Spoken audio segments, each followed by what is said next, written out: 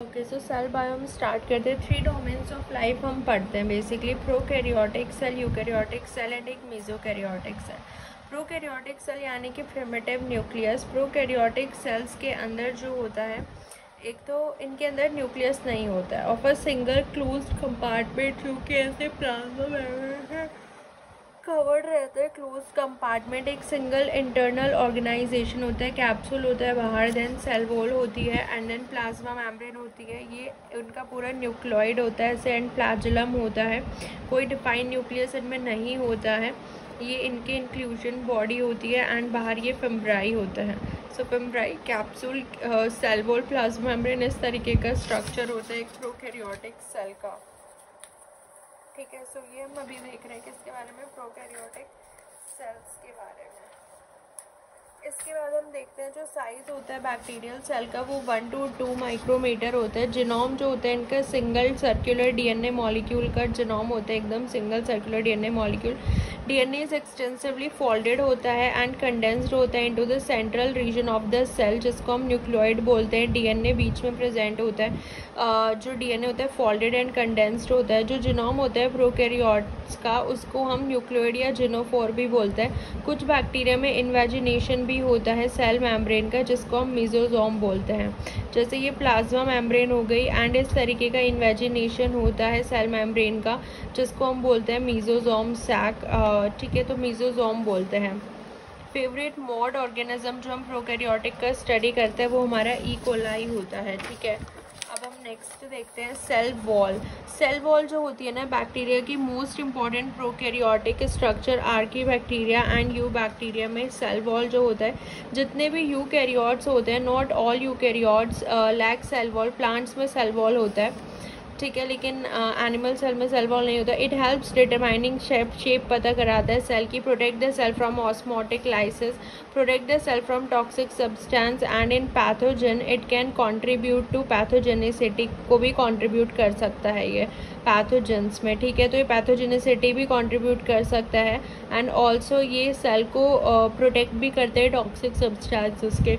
कुछ प्रोकैरियोट्स ऐसे भी होते हैं जिनके पास सेल वॉल नहीं होती है। Bacterial cell wall also is the site of action of several antibiotics, जो होते हैं यहाँ पे एक्ट करता है। 2 टाइप के बैक्टीरिया हम पढ़ते हैं, gram positive and gram negative bacteria. Gram positive bacteria का अगर आप स्ट्रक्चर देखोगे, इनकी ये सेल वॉल होती है and this is the periplasmic space and ये है plasma membrane. Gram positive bacteria का जो सेल वॉल होता है, इसके अंदर सेल वॉल जो होती है वो पेप्टिडोग्लाइकन की तो मिलके बनी हुई होती है। इनके बीच में जो है, एक तो ये होता है लिपोटिकॉइक एसिड एंड एक ये होता है टिकॉइक एसिड। ग्राम पॉजिटिव में देखो पेप्टिडोग्लाइकन होता है सेल वॉल एंड ये टिकॉइक एसिड एंड लिपोटिकॉइक एसिड होता है। ये हम पॉजिटिव का स्ट्रक्चर देख रहे हैं। सो जो सेल वॉल कंटेन पेप्टिडोग्लाइकन की लेयर होती है, टिकॉइक एंड लिपोटिकॉइक एसिड होता है एसोसिएटेड विद मेम्ब्रेन बाय, ये कोवेलेंट बॉन्ड से जुड़ा हुआ होता है। लिपोटिकॉइक एसिड ऑल्सो बाइंड और इंटरैक्ट विद प्लाज्मा मेम्ब्रेन से भी इंटरैक्ट करता है लिपोटिकॉइक एसिड। ठीक है, तो जो नैग ये होता है पेप्टिडोग्लाइकन की लेयर, जिसके अंदर ये नैग और नैम होता है। नैग एंड नैम का होता है, that is an acetyl glucosamine and acetyl muramic acid होते हैं। ये दोनों पेप्टाइड बॉन्ड से जुड़े हुए होते हैं, held together by peptide bond form by cross linking. तो ये पेंटाग्लाइसिन इंटरब्रिज फॉर्म कर लेते हैं, इस तरीके से क्रॉस लिंकिंग इनके बीच में होती है। ठीक है, फॉर्म बाय क्रॉस लिंकिंग, जिसको हम पेंटाग्लाइसिन इंटरब्रिज बोलते हैं। नैग नैम के बीच में जो बॉन्डिंग होती है नैग और नैम के बीच में, उसको हम बोलते हैं बीटा 1,4 लिंकेज बोलते हैं। बिटवीन नैग और नैम के बीच में जो होता है बीटा 1,4 लिंकेज, एंड ये क्रॉस लिंकिंग से ऐसे जुड़े हुए होते हैं आपस में।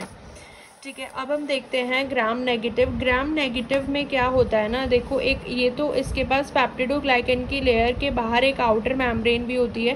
पेप्टिडोग्लाइकन लेयर छोटी होती है, उसमें बड़ी होती है। इसमें ये आउटर मेम्ब्रेन होता है एंड इनके पास ये ब्रॉन्ज लिपोप्रोटीन होते हैं, पोरिन्स होते हैं एंड ये बाहर एक लिपोपॉलीसेकेराइड होती है। ये पूरी आउटर मेम्ब्रेन प्रेजेंट होती है एंड ये लिपोपॉलीसेकेराइड्स होते हैं, हैव लिपोपॉलीसेकेराइड। ये gram negative outer membrane present होती है, कोई टिकॉइक एंड लिपोटिकॉइक एसिड नहीं होता है। ठीक है, लिपोपॉलीसेक्राइड्स की बनी हुई होती है ये जो आउटर मेम्ब्रेन होती है। इनमें टिकोइक एसिड नहीं होता। पेप्टिडोग्लाइकन लेयर जो है वो छोटी होती है ग्राम नेगेटिव में। Cross linking between the peptide chain heteropolymer NAG NAM के बीच में एक एंजाइम जो क्रॉस लिंकिंग होता है वो कौन कराता है? एक एंजाइम होता है ट्रांसपेप्टाइडेज, वो क्रॉस लिंकिंग कराता है। पेनिसिलिन जो एंटीबायोटिक होता है ना वो इसी ट्रांसपेप्टाइडेज के साथ बाइंड कर जाता है एंड कोई क्रॉस लिंकिंग ही नहीं होती है तो सेल वॉल ही फॉर्म नहीं होती। सो पेनिसिलिन जो होता है वो सेल वॉल को ब्रेक कर देता है। ठीक है, ये था ग्राम नेगेटिव बैक्टीरिया के बारे में एंड पेनिसिलिन कैसे अफेक्ट करता है।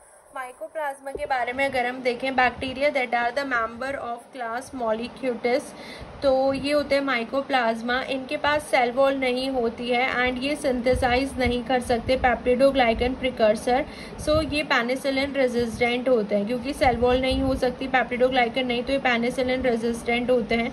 ससेप्टेबल टू लाइसिस अगर ऑस्मोटिक शॉक दे दें या डिटर्जेंट ट्रीटमेंट दे दें, because they are bonded by, क्योंकि सिर्फ प्लाज्मा मेम्ब्रेन होती है, बाहर सेल वॉल तो होती नहीं है। तो पेनिसिलिन के तो ये रेजिस्टेंट हुए, लेकिन ससेप्टेबल हम ऑस्मोटिक शॉक से इसको लाइज कर सकते हैं। ये जो प्रोकैरियोट्स होते हैं these are pleomorphic, about 0.3 to 0.8 micrometer in diameter. Gram positive जो होता है वो ज़्यादा अफेक्टेड होगा पेनिसिलिन से क्योंकि उसके अंदर पेप्टिडोग्लाइकन की लेयर जो है वो मोटी होती है, ग्राम नेगेटिव के अंदर कम होती है एंड उसमें बाहर आउटर लेयर भी तो होती है लिपोपॉलीसेक्राइड की। अब हम आ जाते हैं यूकैरियोट्स पे। यूकैरियोट्स का अगर हम देखें plant animal kingdom as well as protozoans आ जाते हैं इसके अंदर। Size 10 to 100 micrometre, plasma membrane होती है, ऑर्गेनल्स ये इतने सारे होते हैं। सिंगल मेम्ब्रेन जो ऑर्गेनल होते हैं जैसे ईआर हो गया, गोल्जी, लाइसोसोम एंड वैक्यूल, ये सब सिंगल मेम्ब्रेन होते हैं। Mitochondria, nucleus and chloroplast are double membrane structure. Nucleus largest organelle होता है। लीनियर डीएनए, ये क्रोमोसोम्स होते हैं इसके अंदर, वही क्रोमोसोम फॉर्म कर लेते हैं। तो ये सब इसके अंदर होता है। ये साइटोस्केलेटन होते हैं, इंटरमीडिएट फिलामेंट हो गया, माइक्रोट्यूब्यूल्स हो गए, है ना। राइबोसोम होता है, रफ एंडोप्लाज्मिक रेटिकुलम हो गया, अंदर न्यूक्लियोलस हो गया, ये न्यूक्लियस हो गया, अंदर जो है ये क्रोमैटिन, हिस्टोन प्लस डीएनए हो गया। ये प्रोकैरियोट्स में नहीं होता है, न्यूक्लियस नहीं होता है प्रोकैरियोट्स में। गोल्जी हो गया, गोल्जी वेसिकल हो गए, पैरोक्सिसोम हो गए, सिक्रेटरी वेसिकल्स हो गए, देन वैक्यूल हो गए, प्लाज्मा मेम्ब्रेन तो है ही, स्मूथ ईआर हो गया, सेंट्रोजोम हो गया, देन लाइजोसोम हो गया, सेंट्रोजोम, लाइजोसोम, माइक्रोट्यूब्यूल, ये साइटोस्केलेटन होते हैं, माइटोकॉन्ड्रिया। तो ये इस तरीके के ऑर्गेनल जो है ये यूकैरियोट्स में मिलेंगे, यूकैरियोट्स में होता है। अब हम आ जाते हैं मीजोकैरियोट्स में। मीजोकैरियोट्स प्रोकैरियोट और यूकैरियोट के बीच का होता है। इनके पास एक और न्यूक्लियस होता है, वेल ऑर्गेनाइज यूकैरियोटिक सेल जैसा, बट इनका न्यूक्लियस जो है वो डिवाइड होता है थ्रू ए माइटोसिस, प्रोकैरियोट्स की तरह डिवाइड होता है ए माइटोसिस के थ्रू। ठीक है, तो बस यही कॉमन है कि size of the cell prokaryote and eukaryote में इतना इतना होता है, 0.2 to 2 and 10 to 100 micrometer. Bacteria and archaebacteria prokaryotes में आ जाते हैं एंड एनिमल्स एंड प्लांट्स इसमें आ जाते हैं। न्यूक्लियस नहीं होता है मेम्ब्रेन एनक्लोज न्यूक्लियस एब्सेंट होता है, इसमें प्रेजेंट होता है। एंड फ्लैजिला होते हैं consisting of 2 protein building block complex, multiple microtubule इसके अंदर होता है। साइटोप्लाज्म नहीं होता है, नो साइटोस्केलेटन, प्रोकैरियोट में कोई साइटोस्केलेटन नहीं होता है और साइटोप्लाज्मिक स्ट्रीमिंग नहीं होती है, स्मॉलर। इनके अंदर ट्रू साइटोस्केलेटन होता है। 70s ribosome, 80s ribosome. Cell division prokaryote में बाइनरी फिजन, मेनली फिजन से ही होता है एंड इसमें जो माइटोकॉन्ड्रियल क्लोरोप्लास्ट में तो 70s ही होते हैं राइबोसोम, हाँ।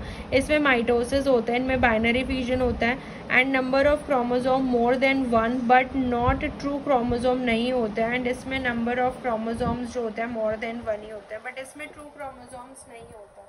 न्यूक्लियस ही नहीं होता, वो न्यूक्लियोइड की तरह ही पड़ा हुआ रहता है ऐसे। ठीक है, और सेक्सुअल रिप्रोडक्शन इसमें कोई मियोसिस नहीं होता है, इसमें मियोसिस होता है। पहला अपीयर्ड हुआ था 3.5 × 10⁻⁹, ये हुआ था 1.5 × 10⁻⁹ ईयर्स अगो, फर्स्ट अपीयर्ड। तो पहले प्रोकैरियोटिक सेल हुई थी। आर्की बैक्टीरिया जो होते हैं ये बैक्टीरिया जैसे ही होते हैं, ये क्वाइट डाइवर्स होते हैं मॉर्फोलॉजी एंड फिजियोलॉजी में। इनका साइज और रेंज जो है वो ओवर 15 माइक्रोमीटर तक जा सकता है। इनमें जो मल्टीप्लिकेशन होती है, बाइनरी फिजन, बडिंग, फ्रेगमेंटेशन और ये एरोबिक हो सकते हैं, फैकल्टेटिवली एनारोबिक और स्ट्रिक्टली एनारोबिक भी हो सकते हैं। इनके अंदर हमारे साइक्रोपाइल्स आ जाते हैं, मीजोपाइल्स एंड हाइपरथर्मोफाइल्स आ जाते हैं जो 100 डिग्री से अबव सर्वाइव कर सकते हैं। साइक्रोफाइल जो बहुत ही लो टेम्परेचर पे सर्वाइव कर सकते हैं। Considered microbes of extreme environment और एक्सट्रीमोफाइल्स हम इनको बोलते हैं। ये ग्राम पॉजिटिव ग्राम नेगेटिव हो सकते हैं। आर्की बैक्टीरिया, इनका जो वॉल स्ट्रक्चर और केमिस्ट्री जो होती है वो थोड़ी अलग होती है, आर्की बैक्टीरिया की बैक्टीरिया से थोड़ी अलग होती है। ठीक है, सो आर्कियल जो सेल वॉल होती है ना, इसके अंदर पेप्टिडोग्लाइकन नहीं होता है। Many archaea have a wall with a single thick homogeneous layer होती है जो कि कॉम्प्लेक्स हेट्रोपॉलीसेक्राइड के मिलके बनी हुई होती है। एक थिक लेयर होती है homogenous layer, complex heteropolysaccharide that is pseudomurein in methanobacterium और मिथेनोजन। ठीक है, तो इनके अंदर एक हेट्रोपॉलीसेक्राइड की सिंगल लेयर होती है, इनके अंदर पेप्टिडोग्लाइकन नहीं होता है। एंड जो क्रॉस लिंकिंग में इनके पास एल अमाइनो एसिड होते हैं instead of D amino acid. Bacteria के अंदर डी अमाइनो एसिड होते हैं एंड इनके अंदर एल अमाइनो एसिड होते हैं आर्की बैक्टीरिया के अंदर। एंड जो बॉन्ड होता है इनके बीच में हैज़ बीटा 1,3 ग्लाइकोसिडिक बॉन्ड होता है बिटवीन एन एसिटाइल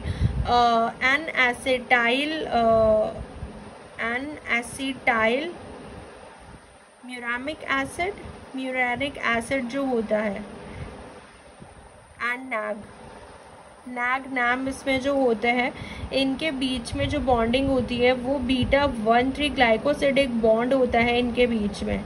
लेकिन इसमें तो पेप्टिडोग्लाइकन की लेयर ही नहीं होती है, कॉम्प्लेक्स हेट्रोपॉलीसेक्राइड्स की लेयर होती है एक थिक, और एल अमाइनो एसिड होते हैं आर्की बैक्टीरिया में, ये याद रखना है। जो लिंकेज होती है बीटा 1,3 ग्लाइकोसिडिक बॉन्ड होता है। आर्की बैक्टीरिया में जो मेम्ब्रेन फॉस्फोलिपिड्स होते हैं ना, वो कैसे लिंक्ड होते हैं, ईथर बॉन्ड के थ्रू, यानी कि सेल वॉल जो है रिच इन ईथर लिपिड्स। सो ये याद रखना है कि आर्की बैक्टीरिया में मेम्ब्रेन फॉस्फोलिपिड्स के बीच में क्या होता है, ईथर बॉन्ड होता है आर्की बैक्टीरिया में। ईथर बॉन्ड होता है, एल अमाइनो एसिड के होते हैं, पेप्टिडोग्लाइकन नहीं होती है, होमोजेनस एक हेट्रोपॉलीसेक्राइड की लेयर होती है एंड नैग के बीच में जो है ये होता है muramic acid beta 1,3 glycosidic bond होता है। बस याद रखना है आर्की बैक्टीरिया को लेके। अब हम आ जाते हैं सेल मेम्ब्रेन। सेल मेम्ब्रेन को लेके बहुत सारे मॉडल दिए गए हैं। ठीक है, plasma membrane and plasma Lima, bio membrane और लिविंग मेम्ब्रेन इसको बोल देते हैं। बहुत सारे मॉडल इसको लेके दिए गए हैं। ओवरटॉन एंड लैंगम्यूयर का मॉडल था एक, ठीक है। लेकिन जो मोस्ट कॉमन मॉडल था, बट फिर भी हम सारे ही मॉडल देख लेते हैं सेल मेम्ब्रेन को लेकर। बहुत सारे मॉडल्स हैं प्लस सेल मेम्ब्रेन और प्लाज्मा मेम्ब्रेन से रिलेटेड। अब हम बहुत सारे मॉडल्स देखते हैं, वेरियस मॉडल। सबसे पहले ओवरटन और लैंगम्यूर ने ये मॉडल दिया था। इन्होंने बताया कि लिपिड्स जो हैं they are the important component of membrane. Overton ने देखा कि लिपिड जो सॉल्युबल सब्सटेंसेस हैं वो हाइड्रोफोबिक हैं, लाइक लिपिड सॉल्युबल सब्सटेंसेस जो पेनिट्रेट कर रहे हैं सेल्स के अंदर, वेयरएज वाटर सॉल्युबल सब्सटेंसेस जो है वो पेनिट्रेट नहीं कर रहे हैं। तो उन्होंने बोला कि लिपिड प्रेजेंट है ऑन दी सेल सरफेस, मतलब कुछ उनका सॉर्ट ऑफ कुछ कंटेंट है जो कि सेल सरफेस पे प्रेजेंट है। And he never suggested the cell cords are probably mixture of, उन्होंने कुछ ऐसा सजेस्ट नहीं किया, सिर्फ उन्होंने बोला कि लिपिड्स जो हैं जो कि हाइड्रोफोबिक हैं, लिपिड सॉल्युबल सब्सटेंसेस है जो पेनिट्रेट कर रहे हैं सेल के अंदर, ठीक है। उन्होंने बस ये बोला जो नॉन पोलर है, एंड कुछ पोलर है वाटर सॉल्युबल जो पेनिट्रेट नहीं कर रहे हैं। तो ये था ओवरटन और लैंगम्यूर का ऑब्जर्वेशन। लैंगम्यूर ने बोला, ये ओवरटन का ऑब्जर्वेशन था, उनका थोड़ा एडवांस वर्क था। इन्होंने डिसॉल्व किया प्योरीफाइड फॉस्फोलिपिड को बेंजीन में जो कि हाइड्रोफोबिक होता है। सो बेंजीन लिपिड का एक सोल्यूशन फॉर्म हो गया। Then this solution is layered onto, फिर हमने इसको एक वाटर सरफेस पे लेयर किया, यानी कि इन्होंने एक फॉस्फोलिपिड को बाहर निकाला, उसको बेंजीन में मिक्स किया, क्योंकि दोनों हाइड्रोफोबिक हैं, सोल्यूशन फॉर्म हो गया एंड इस सॉल्यूशन को एक वाटर सरफेस पे लेयर कर दिया। ये लैंगम्यूर ने काम किया। सो उन्होंने देखा कि जो बेंजीन है वो इवेपोरेट हो गई, बट एक लिपिड फिल्म फॉर्म हो गई, एक थिक मोनोलेयर फॉर्म हो गई। तो उन्होंने बोला कि जो फॉस्फोलिपिड्स हैं वो एम्फीपैथिक मॉलिक्यूल हैं। ठीक है। ये इनका एम्फीपैथिक मतलब हाइड्रोफिलिक पार्ट है और एक हाइड्रोफोबिक पार्ट है। लैंगमुइर ने रीजन दिया कि जो फॉस्फोलिपिड जो होते हैं वो वाटर पे अपने आप को ओरिएंट कर लेते हैं, यानी कि जो हाइड्रोफिलिक हेड होता है वो वाटर की साइड फेस करता है एंड हाइड्रोफोबिक टेल अगेंस्ट, क्योंकि हाइड्रोफिलिक ही कनेक्ट कर पाएगा ना हाइड्रोफिलिक के साथ, वाटर के साथ। तो इस तरीके से उन्होंने बोला कि ये एम्फीपैथिक है। ये इनका ऑब्जर्वेशन था। फिर एक और मॉडल आया, गॉटर और ग्रेंडल आए। इन्होंने क्या बोला कि मेम्ब्रेन का स्ट्रक्चर लिपिड बाइलेयर है। इन्होंने लिपिड को एक्सट्रैक्ट किया एरिथ्रोसाइट से, यानी कि हमारी जो रेड ब्लड सेल्स होती हैं वहां से इन्होंने लिपिड निकाला। फिर इन्होंने देखा कि area of lipid film on water was about twice the estimated total surface area of the erythrocytes. इन्होंने देखा कि जो टोटल लिपिड फिल्म का जो एरिया है ना, जो वाटर पे प्रेजेंट है, वो ट्वाइस है, यानी कि वो डबल है जो उन्होंने एस्टिमेट किया था टोटल सरफेस एरिया जो एरिथ्रोसाइट्स का है। So erythrocyte plasma membrane consist of not 1 but 2 layer of lipid. तो उनको लगा कि अगर ट्वाइस है तो इन्होंने एस्टिमेट किया कि ये डबल मेम्ब्रेन है, यानी कि 2 मेम्ब्रेन लेयर होती है लिपिड्स की, 2 ऐसे मेम्ब्रेन होती है लिपिड्स की। इन्होंने बोला हाइड्रोफोबिक बीच में पार्ट हो गया, टेल हाइड्रोफोबिक हो गए, हाइड्रोफिलिक सरफेस हो गया। ये था गॉटर और ग्रैंडल का। ठीक है। इसके बाद हमारे पास आए डैप्सन एंड डेनी, मतलब बहुत सारे मॉडल आए। फिर हम जो अब पढ़ते हैं फ्लूइड मोजाइक मॉडल वो मेन है। फिर डैप्सन एंड डेनिली आए। इन्होंने सैंडविच और ट्राई लैमिनार मॉडल दिया। तो ये याद रखना है कि सैंडविच और ट्राई लैमिनार मॉडल डैप्सन और डेनिली का था।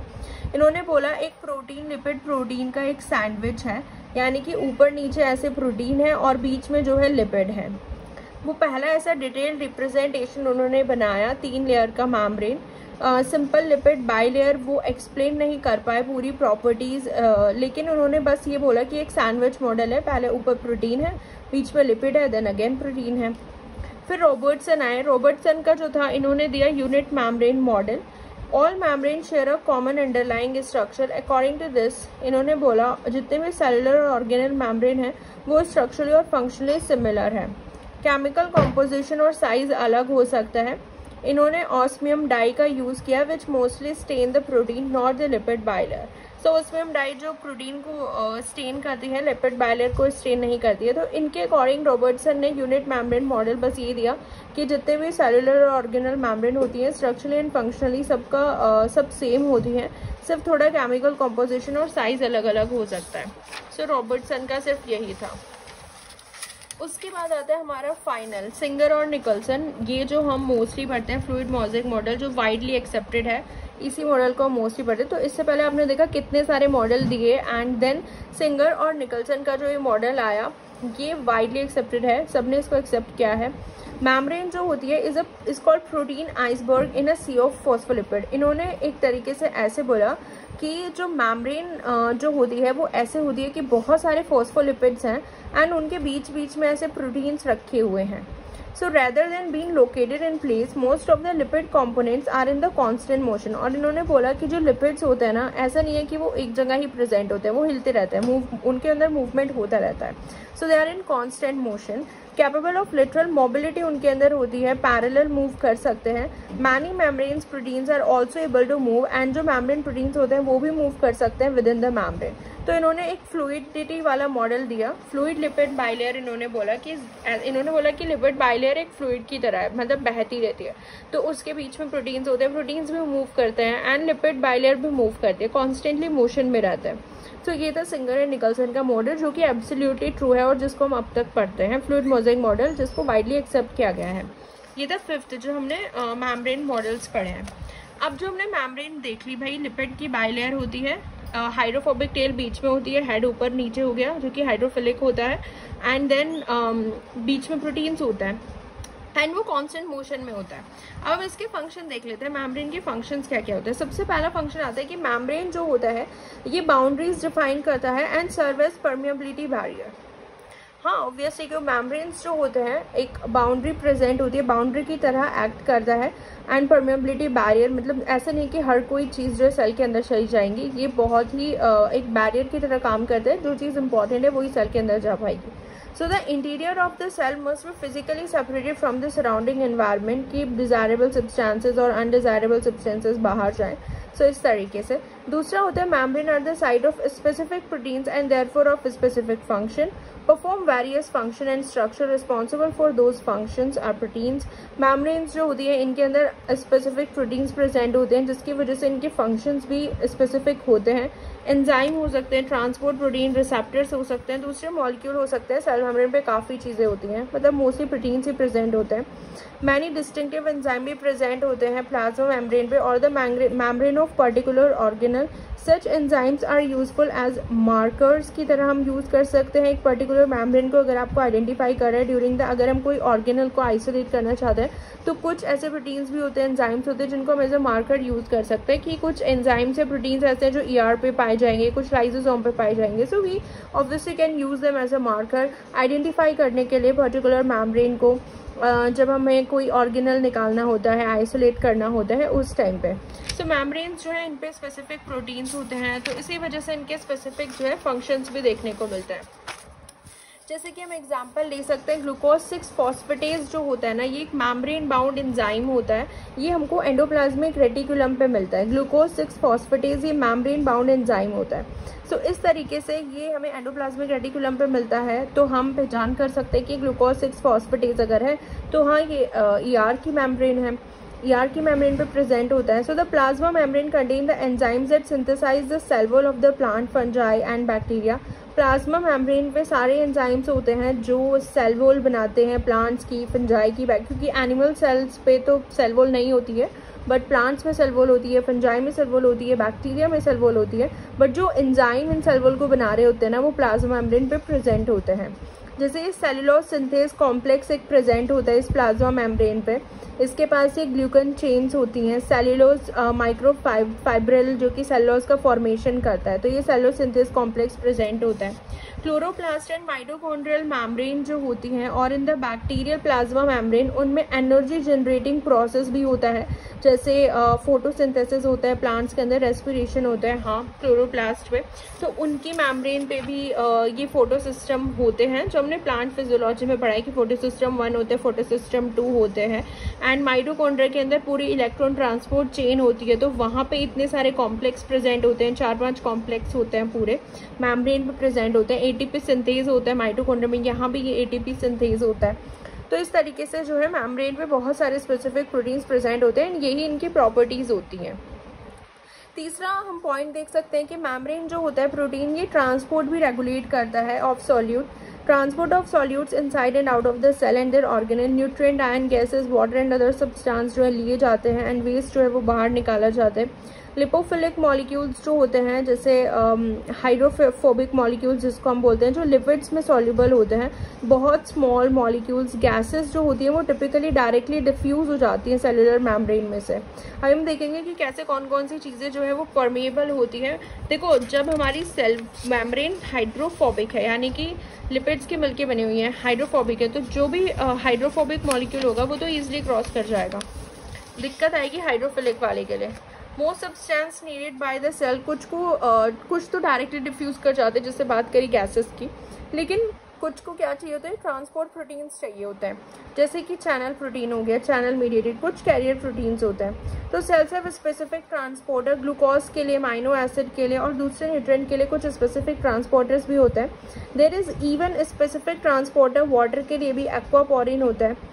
So they can rapidly transport water across through membrane of kidney cells to facilitate urine production. So aquaporins water channel होता है. बहुत सारे ये channels and carrier proteins present होते हैं. ये कुछ properties हम पढ़ रहे हैं सेल मेम्ब्रेन के बारे में, इनको हम डिटेल में भी पढ़ेंगे अभी. So membrane proteins जो होती हैं ये डिटेक्ट करती हैं एंड ट्रांसमिट करती है electrical and chemical signals as well. So as the change in the environment cause the cell to receive signal and adapt accordingly, such mechanism that transmit signal from outer surface of the cell to the interior of the cell is called signal transduction. ये signal को detect भी करते हैं membrane protein and transmit करते हैं electrical and chemical signal, इसको हम signal transduction बोलते हैं. सो सेल को इन्फॉर्मेशन मिलती है बाहर के एनवायरनमेंट में कोई केमिकल सिग्नल मॉलिक्यूल मिलेगा, ठीक है, जिसको हम रिसेप्टर से बाइंड करता है लिगेंड, देन पूरी उसकी सिग्नलिंग होती है। तो इस तरीके की भी प्रॉपर्टीज़ हमें देखने को मिलते हैं। So membrane protein mediate cell adhesion और सेल टू सेल कम्युनिकेशन भी होता है।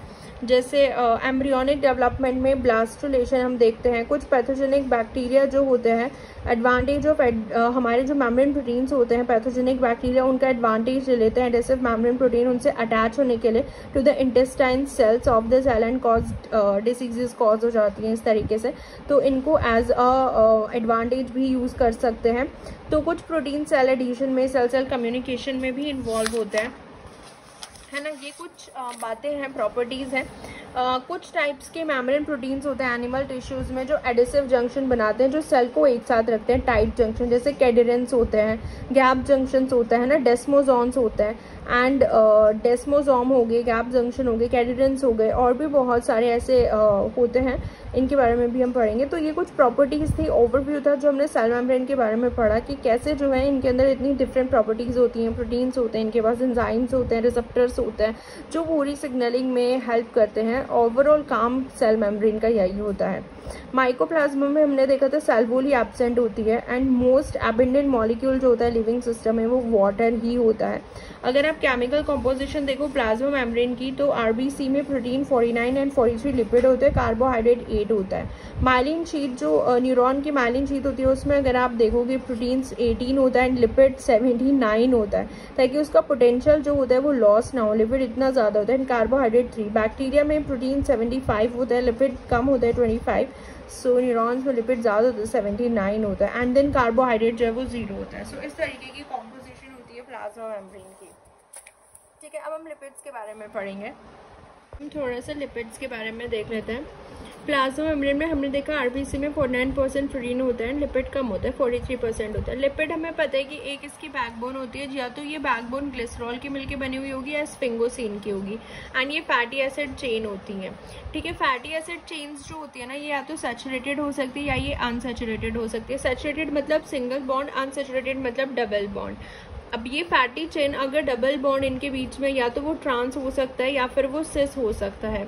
अब जो ट्रांस होता है ना वो नॉर्मली डाइजेस्टेबल होता है। ट्रांस जैसे अगर हम ऑयल देखते हैं तो वो ट्रांस स्टेट में ही होता है, नॉर्मली डाइजेस्टेबल होता है ट्रांस स्टेट जो होती है, ठीक है। एंड ऑयल में अब ये जो ट्रांस होता है ये भी मोनो अनसैचुरेटेड हो सकता है या पॉली अनसैचुरेटेड, यानी कि सिंगल डबल बॉन्ड हो सकता है, या फिर इसमें क्या हो सकता है मल्टीपल डबल बॉन्ड हो सकता है। अगर सिंगल डबल बॉन्ड है ऑलिक एसिड में हमें सिंगल डबल बॉन्ड ही मिलता है। Linoleic acid, linolenic acid and arachidonic acid, इन सब में जो है पॉली अनसैचुरेटेड होते हैं तो मल्टीपल डबल बॉन्ड होते हैं। लिनोलिक में 2 होंगे, लिनोलेनिक में 3 डबल बॉन्ड होते हैं, एरिकिडोनिक में 4 डबल बॉन्ड होते हैं। एंड फिर ओमेगा फैटी एसिड जो फिश में मिलता है उसमें तो 4 और मोर डबल बॉन्ड होते हैं। सो ये mono unsaturated fatty acid, poly unsaturated fatty acid, इन सब में ट्रांस जो होता है वो नॉर्मली डाइजेस्टेबल होते हैं। सैचुरेटेड होते हैं जिनमें सिंगल बॉन्ड होता है, जैसे आप घी खाते हो, घी में जो बॉन्ड होते हैं फैटी एसिड्स तो उसमें भी होते हैं। चेन होती है जो फैटी एसिड की चेन जो होती है वो सैचुरेटेड होती है, यानी कि सिंगल बॉन्ड होती है। और जैसे सिंगल जो बॉन्ड होता है ना, जैसे lauric acid, palmitic acid, lauric acid में 12 कार्बन होते हैं, पैल्मिटिक एसिड 16 कार्बन का फैटी एसिड होता है, इन सब में सिंगल बॉन्ड है। मेरिस्टिक एसिड में 14 होते हैं, स्टेरिक एसिड में 18 होते हैं। तो ये सब याद रखना, ये सारे सैचुरेटेड फैटी एसिड्स हो जाते हैं, ठीक है, जिनकी जो फैटी एसिड चेन है वो सैचुरेटेड होती है, उसमें सिंगल बॉन्ड ही होती है, डबल बॉन्ड नहीं होते हैं। नेचुरल फैटी एसिड जो हमें मिलेंगे ना उसमें इवन नंबर ही मोस्टली होते हैं। नेचुरल फैटी एसिड में इवन नंबर होते हैं जो 2 से डिवाइड हो जाते हैं, इवन नंबर, ठीक है। 16 हो गया, 14 हो गया, तो ये आपको नेचुरल फैटी एसिड में मिल जाएंगे। तो ये था एक ओवरव्यू कि हाँ इस तरीके की फैटी एसिड्स होते हैं।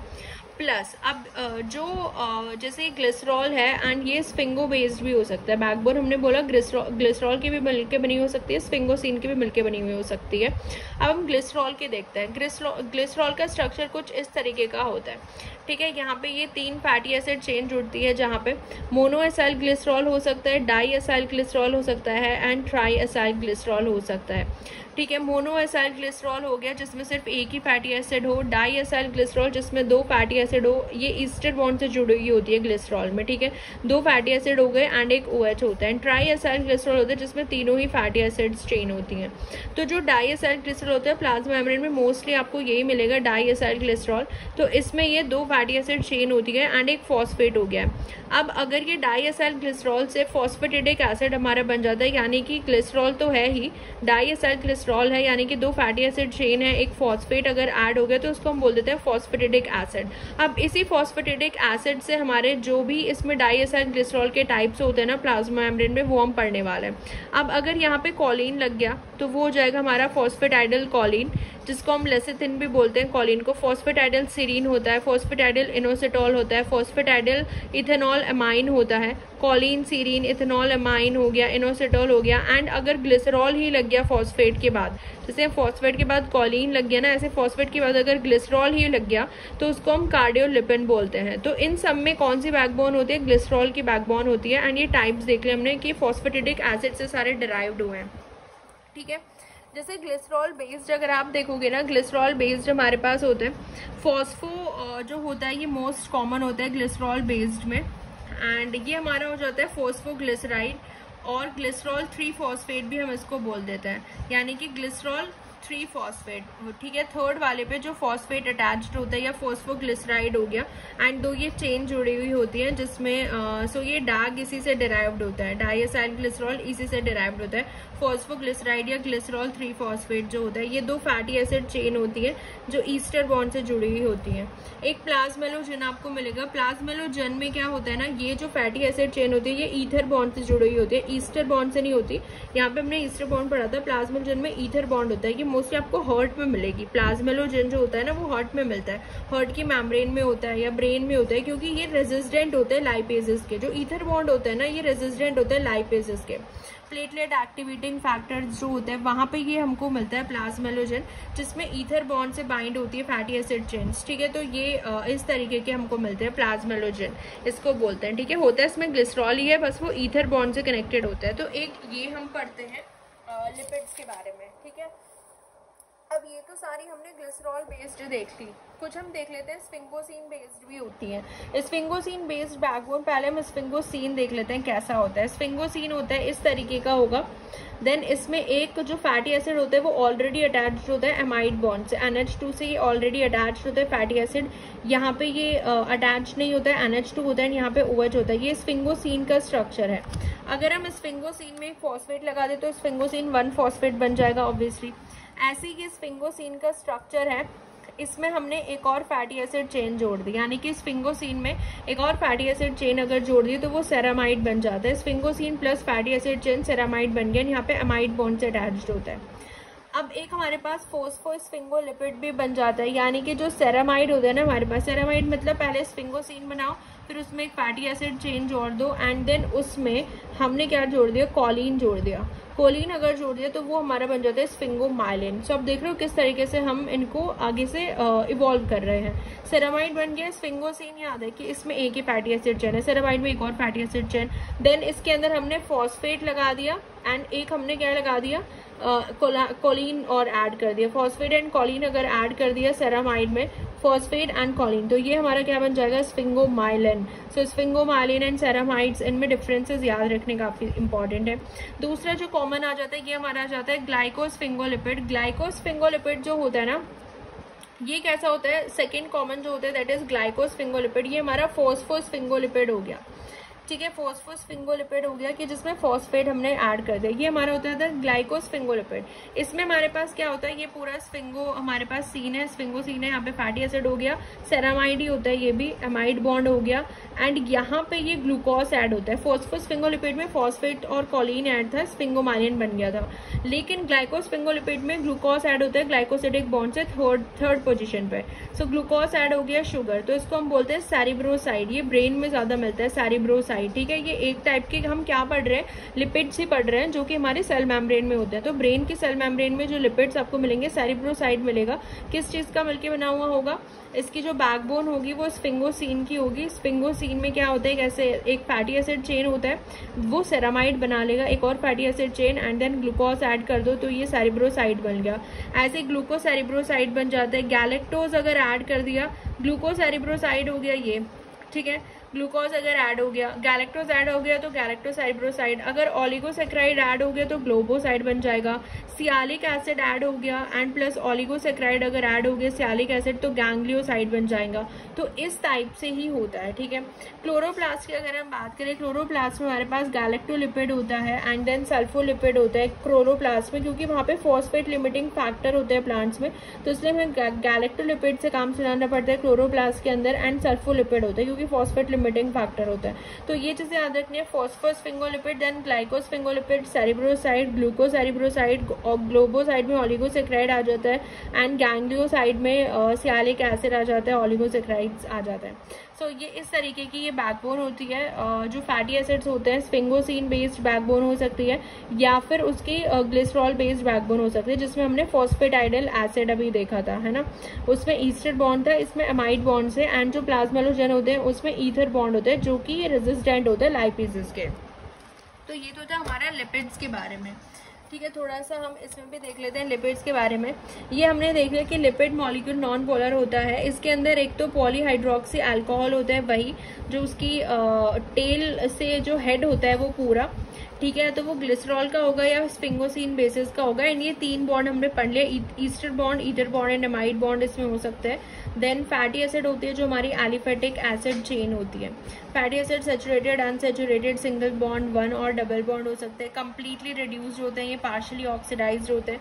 सैचुरेटेड जो है ये ज्यादा एनर्जी यील्ड कर सकते हैं, ये बैंड नहीं हो सकते, इनको हम बैंड कर सकते हैं, इसलिए अनसेचुरेटेड हम बोलते हैं कि ज्यादा इजिली डाइजेस्टेबल होते हैं, ठीक है। और ये जितने भी एसिड्स थे उनके बारे में हमने काफ़ी पढ़ लिया है कि कौन कौन से एसिड में कितने कार्बन्स होते हैं। फॉस्फोलिपिड एंड ग्लाइकोलिपिड ये सब हमारा हो चुका है, ठीक है। एंड फैटी एसिड भी हमने देख लिया, डैग देख लिया, एंड ट्राई एसाइल ग्लिसरॉल भी देख लिया हमने, ठीक है। एंड जो इथेनॉल अमाइन होता है उसको सेफिलिन बोलते हैं। देखो अगर इथेनॉल अमाइन ऐड है ना ग्लिसरॉल में उसको सेफिलिन बोलेंगे, एंड अगर कॉलिन ऐड है तो हम उसको लेसिथिन बोलेंगे। ये तो हमने देख लिया, कॉलिन ऐड है तो हम उसको लेसिथिन बोलते हैं। तो प्लाज्मेलोजन भी हो गया जिसमें ईथर बॉन्ड होता है, हाँ ईथर बॉन्ड होता है। तो ये सब हमने यहीं पे कवर कर लिया है। इसके बाद हम एक बार इनका जो है स्ट्रक्चर देखते हैं कि किस तरीके से ये सेल के अंदर प्रेजेंट होता है।